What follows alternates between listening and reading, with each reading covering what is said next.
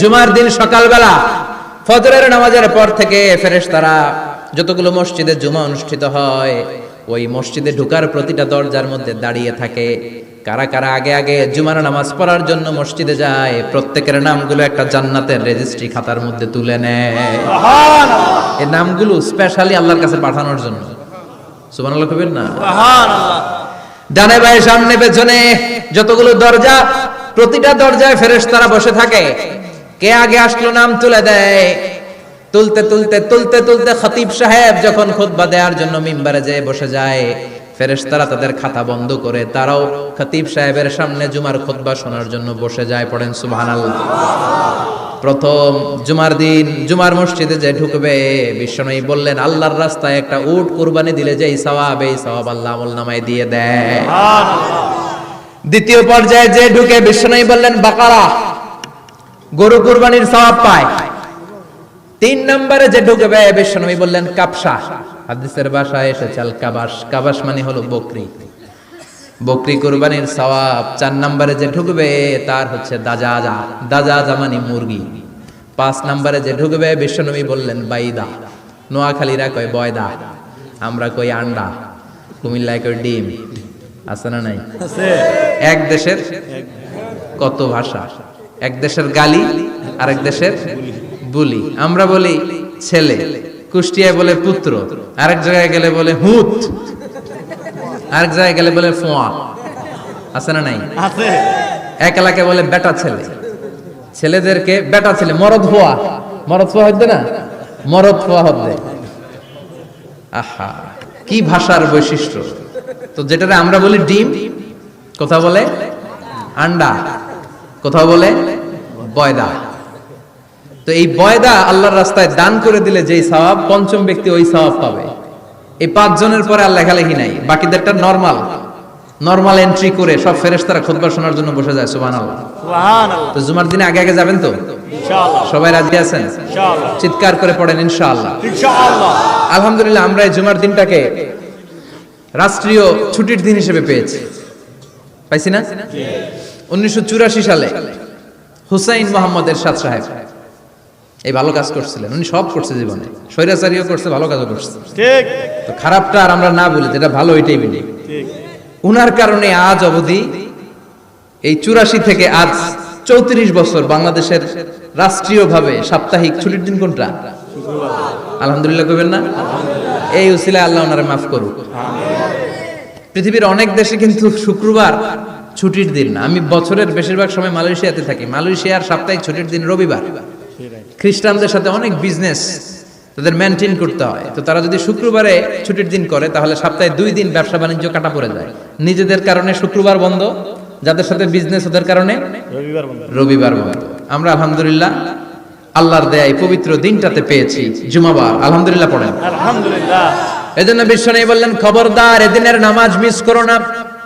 মান তারাকা সালাসা জুমাইন তাহাউনান, গাফলতি করে টানা 3টা জুমা যে এই ব্যক্তি মিস করলো, তাবা আল্লাহু ফি কলবিহি, রব্বুল আলামিন ওই লোকটার অন্তরের মধ্যে মোহর মেরে দেয়। ওয়া কুতিবা ফি জুমরাতিল মুনাফিকিন, মুনাফিকদের খাতায় তার নাম তুলে দেয়। 3টা জুমা যদি কেউ মিস করে, 2টা পানিশমেন্ট। এক হচ্ছে তাবা আল্লাহু ফি কলবি, আল্লাহ অন্তরে মোহর মেরে দেয়। ভালো কথা ভাল লাগে না, নামাজ ভাল লাগে না, আজান ভাল লাগে না, ইসলাম ভাল লাগে না, শুধু মौज মাস্তি ভাল লাগে, গান বাজনা ভাল লাগে। এরকম আছে না নাই? জুমার নামাজে যায় না।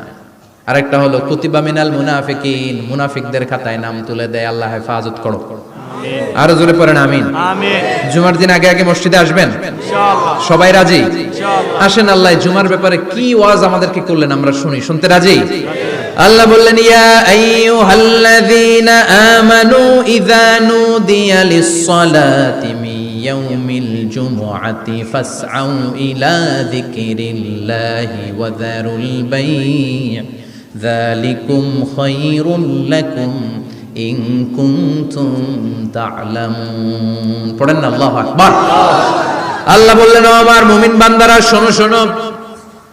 আপনাদেরকে অ্যাড্রেস করে আল্লাহ বলছেন ও আমার মুমিন বান্দারা শোনো, ইযা নুদিয়া লিস-সালাতি মিন ইয়াউমিল জুমআ, জুমার নামাজের আযান যখন দেয়া হয়, ফাসআউ ইলা যিকরিল্লাহ, আল্লাহর স্মরণে তোমরা ধাবিত হও।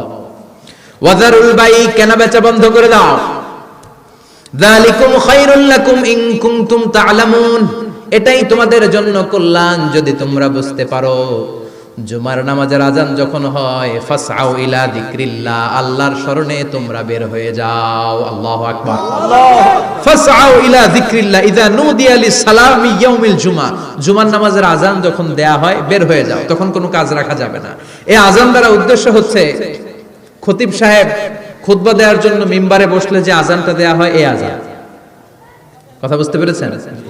কিন্তু দুর্ভাগ্যজনক হলে সত্য, আমাদের বাংলাদেশে এই আজানটা কেন যেন মুয়াজ্জিন ভাইরা ইমাম সাহেবের সামনে এসে আস্তে আস্তে দেয়, ছোট ছোট করে ইমাম সাহেবের মুখের উপরে দেয়, মাইকে দেয় না। এটা পাইছে কই?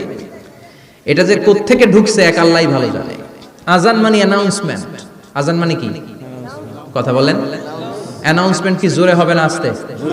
তো সব আজান মাইকে এত সাউন্ড করে, এই আজানটা ইমাম সাহেবের মুখের সামনে এসে ছোট ছোট করে কেন দেয়?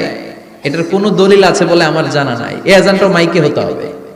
আমি পৃথিবীর যত দেশ ঘুরেছি, অনেক বড় বড় মসজিদে আমি জুমার সালাত করেছি, সব জায়গায় মক্কাতুল মুকাররমা সহ মসজিদে নববী সহ সব জায়গায় খতিব সাহেব জুমার মিম্বারে বসার পরে যে আজানটা দেয়া হয়, এটাও অন্যান্য আজানের মতো মাইকে দেয়া হয়।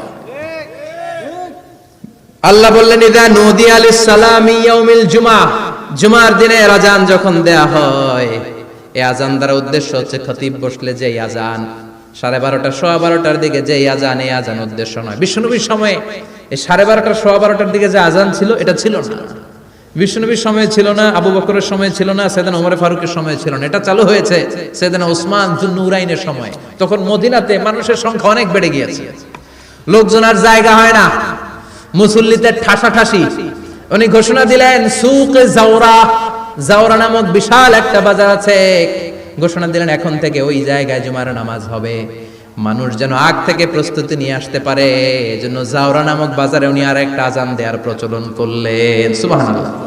সেখান থেকে আজ অবধি আমরা এই অতিরিক্ত আজানটা দিয়ে থাকি। এটা নবীর সুন্নাত না, এটা সাহাবীর সুন্নাত। বিশ্বনবীর সুন্নাহ মেনে নেওয়া যেমনি আবশ্যক, 4 খলিফার থেকে পাওয়া সুন্নাতগুলো মেনে নেওয়া আবশ্যক।